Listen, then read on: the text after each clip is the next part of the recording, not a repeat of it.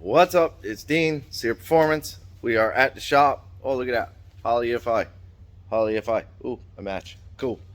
And today we got a new project in that is for a good friend of ours, Tony. It's good people. So you can see it. It is a Mach 1 Mustang, we believe. It's a Mach 1 Mustang. We're going to Vindicoat it. And get him exactly all the details on this car, exactly what it is. We believe it is a Boss 302 motor in it. It's kind of how they came. So, and the car overall is, I give it a fair condition. Definitely needs, you know, some love and some attention, but the unibody is in good, fair to good condition. Repairable is what I would call it. Obviously it's going to need rockers, quarters, inner fenders, all that good stuff. As any typical old car. The story behind this car is the gentleman that had it for years and years and years. It's been sitting for years and years and years. But Tony picked this one up and another one, which we won't give too much away. He also dropped it off his trailer, literally. That's what the big rub is on the drive shaft, and the rub is on the exhaust. His winch accidentally let go, but it did not damage the car, so we're in good shape. Gave it one of those old movie, jumps, boom, like a Dukes of Hazzard deal. It is a stick shift, 4-speed. Interior is like a dark green on the car. Can't really see it, too short. But today we are going to pull the motor, transmission. Gonna leave as much as I can intact for him.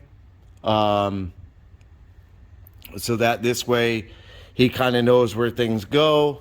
Tony is a very, very good person. At what he does. He's very talented at what he does, his capabilities. He's not a big car guy, tear into cars and rebuild cars and put cars back together, but he's very capable of taking a car apart and putting it back together how he took it apart. That's something that he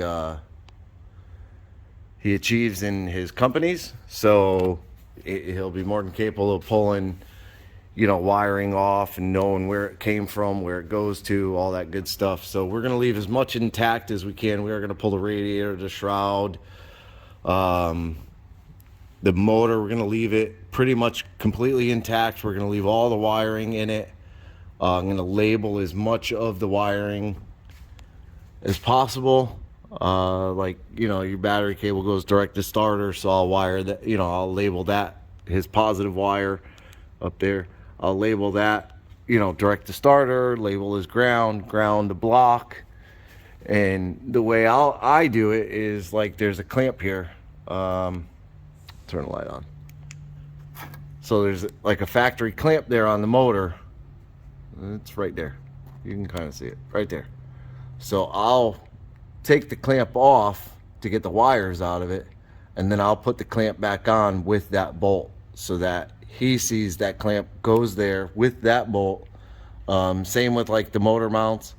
I'll probably leave the motor mounts on. I'll pull the bolts that go through the frame, from the motor mount through the frame, and then what I'll do is I'll put them back in the motor mount themselves.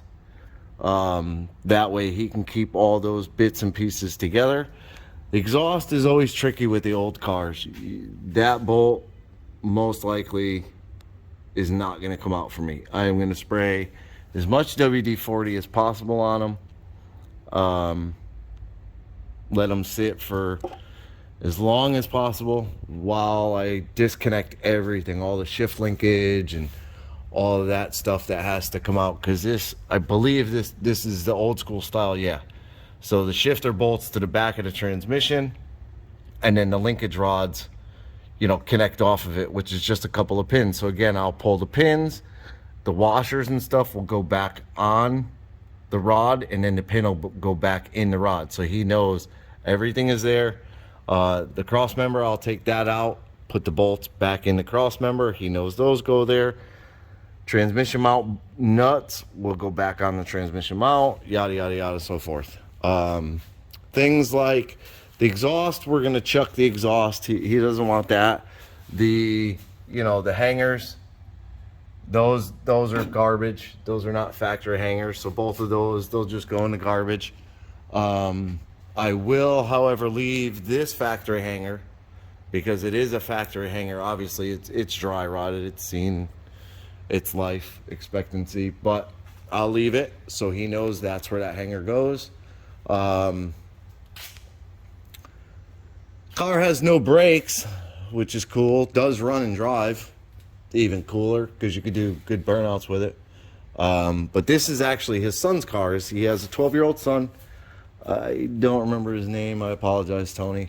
So this is actually his son's car. So they are gonna, once I get the mechanical stuff out of it, the drivetrain out of it, they're bringing it back to their shop at their house, and they are gonna get everything cleaned up, painted, get it ready for every detail he wants to make this car.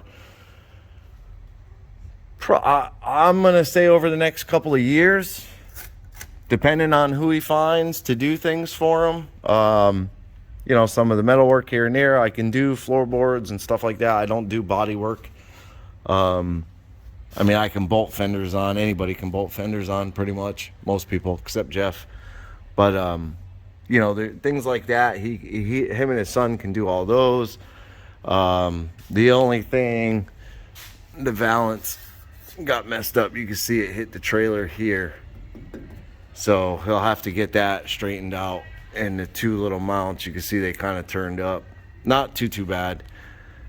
This is the big issue with the frame, is this front. These are called like torsion bars or something like that. They're basically what keep the wheel from going forward and backwards. And I think that's how you adjust the camber and caster on this car, I believe. I'm not positive. I'm not a Ford person, and I've never had a car with this style. Torsion link or something like that. Torque link. I can't remember what these are called, but this is a very important part. So if we can find this piece, we'll get the factory one out, stick a new one in there, get it back in. But yeah, I'm gonna actually put the camera down, and I am gonna get to work draining all the fluids out of it. I'm gonna drain oil, transmission fluid, all the coolant. I'm gonna get everything out of it so that I can spray those bolts and hopefully be able to get them off the manifold. Hopefully, it's kind of a big hope, because those are the factory original manifolds, and I'm sure they're not easy to find. So I'm gonna get to work, and then I'll come back. Once I get everything apart, I will come back and we'll go through what's been done. All right, so real quick, because they're actually here to get the motors out. So the engine bay is completely torn down, motor sitting on the floor. Transmission, bell housing, starter, all that good stuff is right here. So we're gonna make a game plan and get with Tony, come up with everything we need to do, and then we'll bring it back. So I appreciate you watching. Do me a favor, hit the like, subscribe, and leave me a comment.